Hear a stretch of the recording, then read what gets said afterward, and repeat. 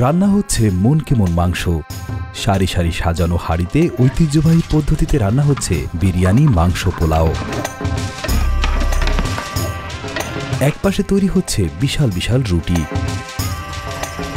অন্যদিকে কাঠের হাতুড়ি দিয়ে মাংস ও চর্বি পিষে প্রস্তুত করা হচ্ছে চাপলি কাবাবের জন্য। কোনো বাড়ি বা কমিউনিটি সেন্টার নয়, সরাসরি খোলা মাঠের পাশে রান্নার এই বিশাল আয়োজন আমাদের কাছে অদ্ভুত মনে হলেও পাকিস্তানে এটা অতি সাধারণ ঘটনা। এভাবেই বিয়ে বা যে কোনো অনুষ্ঠানের আয়োজন করা হয় পাকিস্তানের প্রত্যন্ত গ্রামাঞ্চলগুলোতে। বিয়ের মূল অনুষ্ঠানের আগের রাত থেকেই চলে প্রস্তুতি। বিপুল পরিমাণের মাংস জোগাড় করা, পোলাওয়ের চাল সহ নানা রকম মশলা, বাবুর্চি এবং পরিবেশনের জন্য বিশাল লোকবল দরকার হয় বড় বড় বিয়ের আয়োজনে। তবে গ্রামের ছোট বিয়েতেও আয়োজন একেবারেই কম হয় না। পাকিস্তানে মাংস ব্যাপক জনপ্রিয়, তাই তাদের বিয়ের অনুষ্ঠানে থাকে নানা রকম মাংসের পদের ছড়াছড়ি।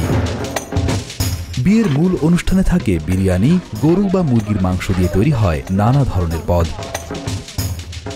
তন্দুরে প্রস্তুত করা হয় একটি বিশেষ ধরনের বড় রুটি। এছাড়া থাকে কোরমা, নেহারি, বড় নান রুটি, গাজরের হালুয়া, কুলফি সহ বিভিন্ন মিষ্টান্ন। পাকিস্তানের এলাকা ভেদে বিয়ের খাবারের আয়োজন হয় ভিন্ন। পাঞ্জাব অঞ্চলে মূলত ভারী খাবারের প্রচলন বেশি।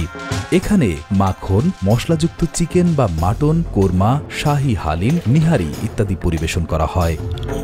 বিয়েতে খাবারের সাথে বিভিন্ন পানীয় পরিবেশন করা হয়। খাবারের শেষে প্রায়শই এলাচি চা, কাশ্মীরি চা বা সবুজ চা পরিবেশন করা হয়।